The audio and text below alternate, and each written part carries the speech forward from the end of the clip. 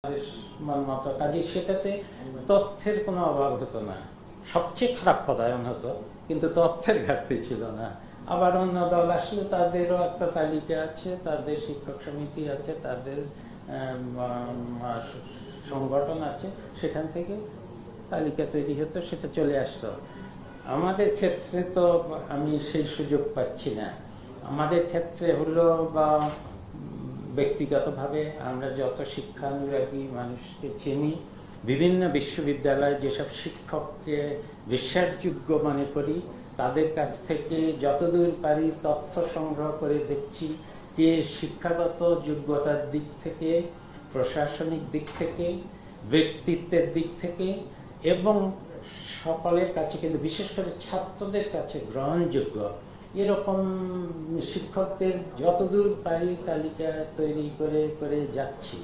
এরপর যত দ্রুত পারি অন্তত প্রধান বিশ্ববিদ্যালয়গুলো, ঢাকা বিশ্ববিদ্যালয়, বুয়েট বা জাহাঙ্গীরনগর বিশ্ববিদ্যালয়, চিটাগাং বিশ্ববিদ্যালয়, সিলেটের প্রযুক্তি বিশ্ববিদ্যালয়, রাজশাহী, এগুলোকেই আগে চেষ্টা করব সবচেয়ে তাড়াতাড়ি যাতে খুলে যেতে পারে। অন্তত ভিসি প্রভিসি ঢাকা বিশ্ববিদ্যালয়ের ক্ষেত্রে আমি মনে করি একত্রেই সবগুলো যে উপরের পদগুলো এগুলো একত্রেই দিয়ে দিলে ভালো হয়, কারণ এখানেই তো সবচেয়ে সংবেদনশীল জায়গা।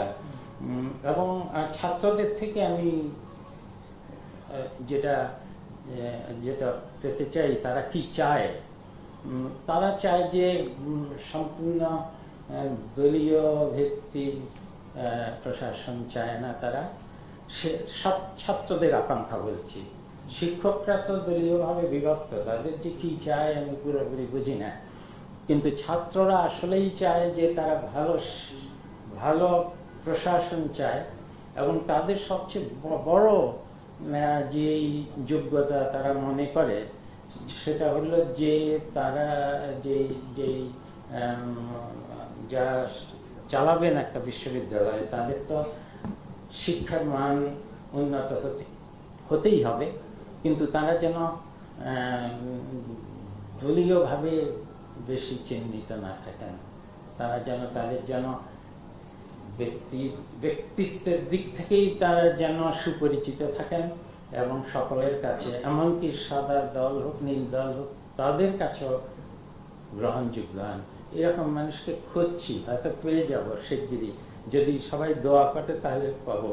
কিন্তু আমার একজনের পক্ষে এই সবগুলো, এই 42টা বিশ্ববিদ্যালয়ে এতগুলো পাড়া, আমাদেরও অনেক নেটওয়ার্ক তো আছে, শিক্ষকদের নেটওয়ার্ক আছে, সাদা লাল দলেরও নেটওয়ার্ক আছে, তাদের মধ্যেও তো ভালো ভালো মানুষ আছেন যারা নিরপেক্ষ, তারা নিজেরা দলীয়, কিন্তু তাদের কাছ থেকে আমি নিরপেক্ষ পরামর্শ পেতে পারি। কাদের কাছে পেতে পারি সেটা আমি জানি, কাজেই সেভাবেই আমি এগোচ্ছি। জনগণের যদি সাপোর্ট থাকে, আমাদেরকে যদি সমর্থন করে, গ্রহণযোগ্য মনে করে, তাহলে এটা আস্তে আস্তে ঠিক হয়ে যাবে।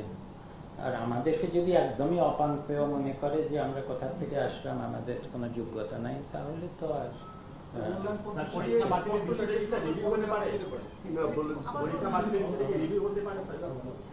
আমি এই যা বলেছি তার বাইরে কিছু বলতে চাই। আপনি বলছেন যে কিছু সংস্কার করবেন, এগুলো যদি বলেন পাঠ্যক্রমে, এবং হাত দিয়েছেন বলছেন স্পেসিফিক কিছু কি ধরনের সংস্কার আসতে যাচ্ছে? এটা তো আগে বলেছি, আমাদের তো সময় খুব কম। শিক্ষা পাঠ্যক্রমের সবচেয়ে বড় জিনিস হলো যে জানুয়ারি মাসে সব বই, পাঠ্যপুস্তক ছাত্রদের হাতে পৌঁছে দিতে হয়। এই যে বইগুলো ছাপানো, এটা একটা বড় বাণিজ্য চক্র। এর মধ্যে একটা চক্র আছে যারা এটাতে বহু কোটি কোটি টাকা অপচয় হয়েছে।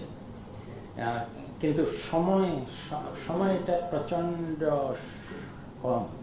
আমাদের যদি সময় থাকতো তাহলে পুরো শিক্ষাক্রমটা সাজিয়ে সেভাবে নতুন বইগুলো দিতে পারতাম। সেটাও, আর নতুন শিক্ষানীতি করতে তো আরও সময় লাগবে। আরেকটা সমস্যা হলো যে নতুন শিক্ষাক্রমে এখনই অনেকে ঢুকে গেছে। এখন ক্লাস 9-এ যারা পড়ছে তাদের তো 8-9 মাস হয়ে গেছে।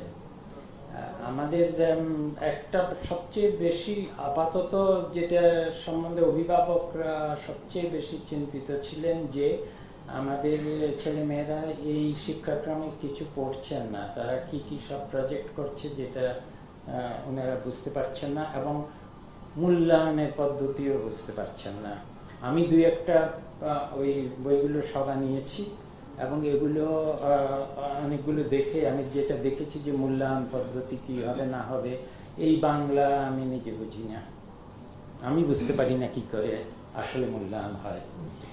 কাজেই একদম সবচেয়ে আগে হলো অন্তত পরীক্ষা দিয়ে মূল্যায়নটার ব্যবস্থা করতে হবে। ক্লাস 9-এ যারা আছে তাদের তো অনেক দূর হয়ে গেছে, কিন্তু এই মূল্যায়ন পদ্ধতি না দিয়ে অন্তত কিছু পড়িয়ে মূল্যায়নটা পরীক্ষার ভিত্তিতেই যাতে হয়।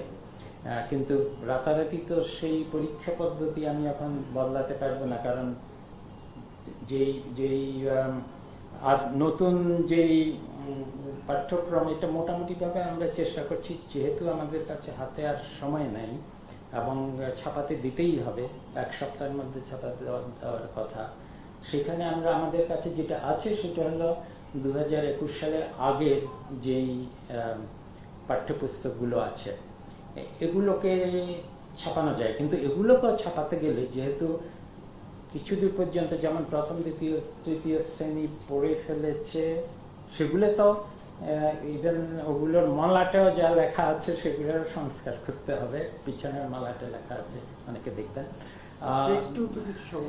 এবং কিছু কিছু টেক্সট যেটা লেখা সেটা অতি দ্রুত যাতে সংশোধন করা যায় সেগুলো পড়েই কিন্তু এটা দিয়ে আপাতত চালিয়ে যাওয়া যাবে।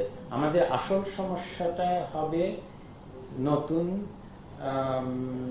এই এখন যারা 9-এ পড়ছে এরা মাঝখানে পড়ে গেল, কারণ আমরা আগামী বছরে ক্লাস 10-এ আবার বহুমুখী সে যারা বিজ্ঞান পড়তে চায়, যারা কলা বিভাগে, তারা বাণিজ্য বিভাগে, এটা আমরা মনে করি স্কুল পর্যায়ে থেকেই শুরু না করলে কলেজে গিয়ে হঠাৎ করে তারা ওই লেভেলে পারে না। এটা আমার নিজের অভিজ্ঞতা, তো আমি জানি।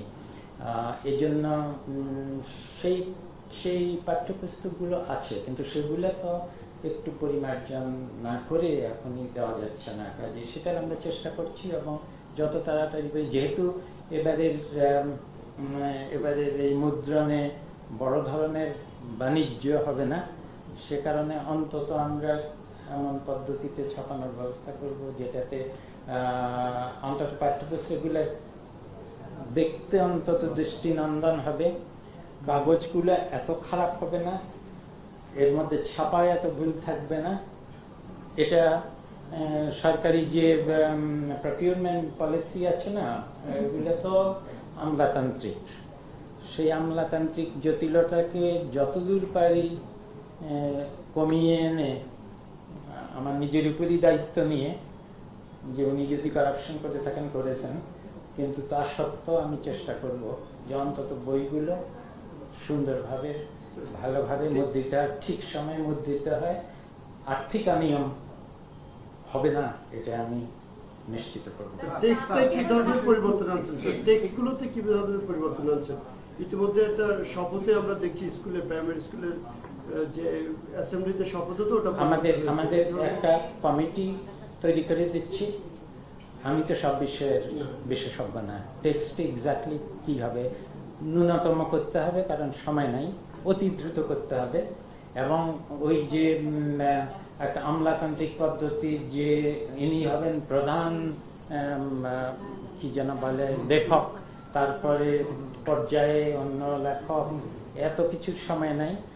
একজন যিনি ভালো পারেন উনি কলেজের শিক্ষক হন বা বিশ্ববিদ্যালয়ের শিক্ষক হন, উনি নিজের দায়িত্বে আমাদের কিছু গাইডলাইনে উনি নিজে করে দেবেন, তাতেই করে মনে করি।